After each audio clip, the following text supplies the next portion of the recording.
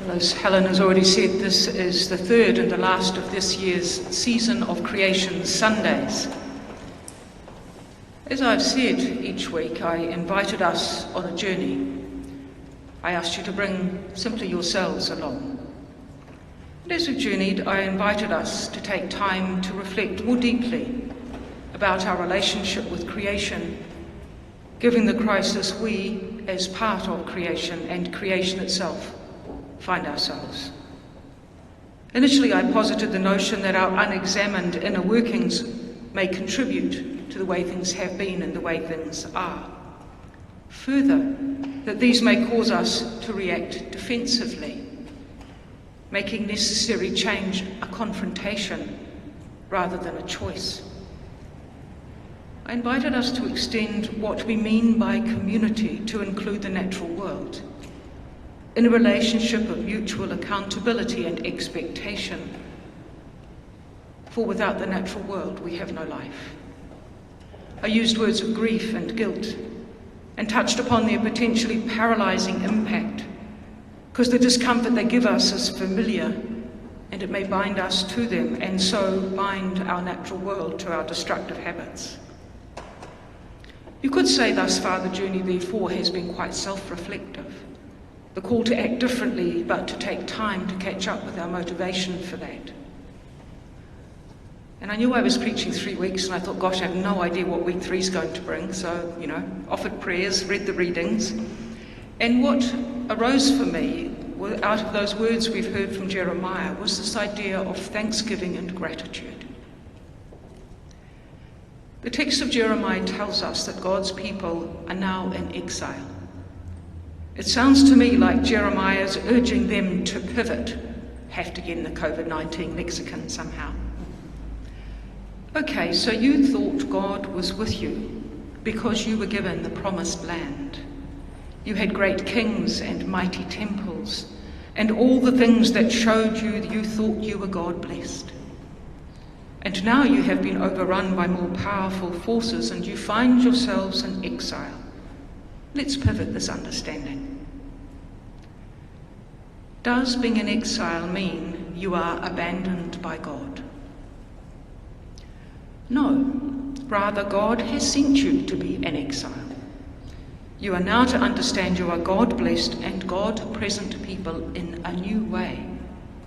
The means for flourishing life are still with you. Rather than mire yourself in a funk of despair, decide to look differently at your situation. See the potential for flourishing that is there.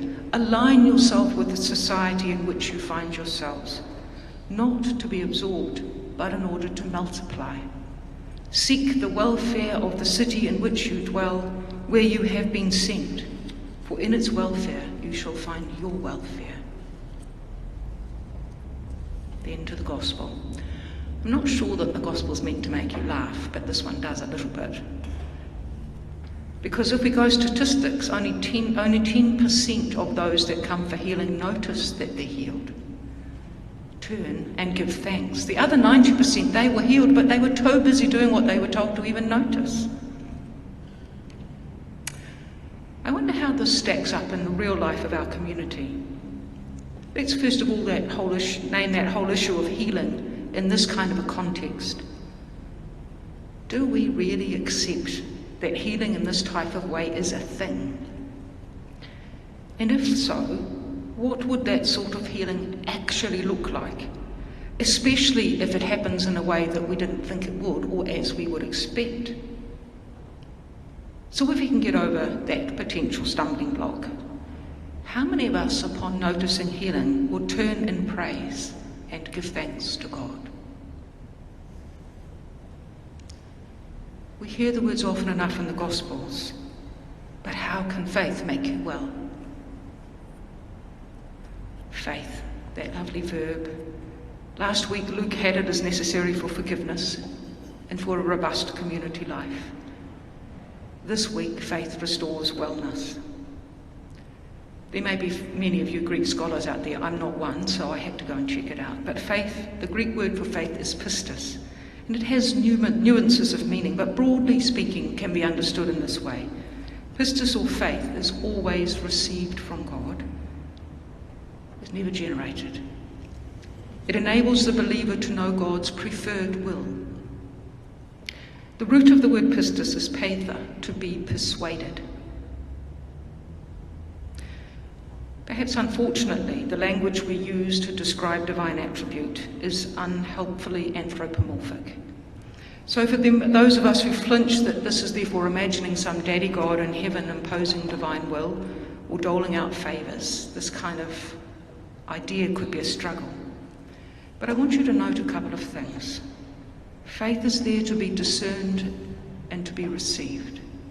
It is not imposed against the will of the individual, and we can't self-generate it. But it does open up this idea of a capacity to receive and to notice and to respond with thankfulness and gratitude. If we decide to be that way in our lives, it can turn our experience of life and living on its head.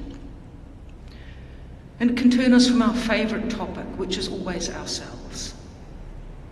It can turn us from that towards the world around us. Thankfulness and gratitude widen our gaze. They open us to be more aware, alert and appreciative of what we receive, and perhaps just as importantly, what we have to give. We might understand Jeremiah telling those languishing in exile to turn their gaze from themselves to the world around them, to see the place they now find themselves as a source and a resource for blessing, to pivot to discern how they were blessed and were in turn a source of blessing for the welfare of this new place.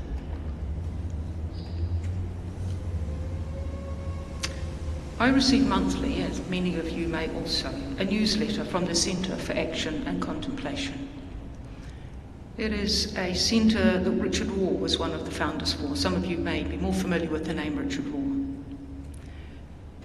I was interested in a recent newsletter. Cynthia Bajot talks about parables, and she describes them as a wisdom genre. She suggests that Jesus transforms proverbs into parables. She also comments that the parable is not the same thing as an aphorism or a moral lesson. The closest cousin to it is the Buddhist koan, which is a deliberately subversive paradox like one hand, what's the sound of one hand clapping? Deliberately subversive paradox aimed at turning our usual mind upside down. So the job is not to confirm but to uproot. She then quotes from a theologian, Harvey Cox, and he notices that parables take up 35% of the first three Gospels. But he also notices they're not about God. They are about weddings and banquets. They're about family tensions. They're about muggings. They're about farmers sowing and reaping, and they're about shrewd business dealings. God is mentioned in only one or two. He suggests this is because Jesus wants us to look closely at this world here and now. All around us, in the most ordinary things, we find the divine presence. So although koans and parables are similar, he thinks there's a difference. Koans are Zen stories that aim at changing one's perception of the world.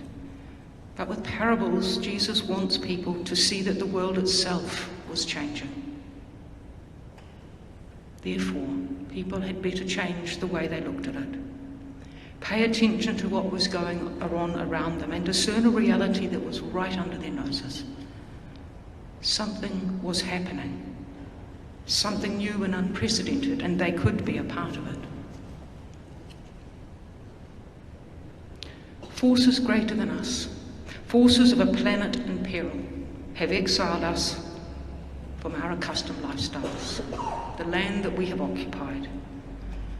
Do we cast ourselves as exiled, mired in a funk of despair? Or will we pivot? See instead that we have an intended place and an intended role in this new territory we find ourselves. This world, this place of divine presence is changing. Can we also change? Change how we look at the world. And this is a kind of weird twist. Can we see that this new and unprecedented, the fact that we can see this new and unprecedented state of our planet before its complete demise, can we see the fact that we see it as a gift? Gifting us an albeit smaller and smaller window of time, the chance to change. Can we be those of the 10% who see this, who turn and give thanks away from ourselves to what is around us, and discern that healing is possible, and act? Let us be those who seek the welfare of the city in which we now find ourselves, where we find ourselves in exile, and pray to God on its behalf. For in its welfare we will find our welfare.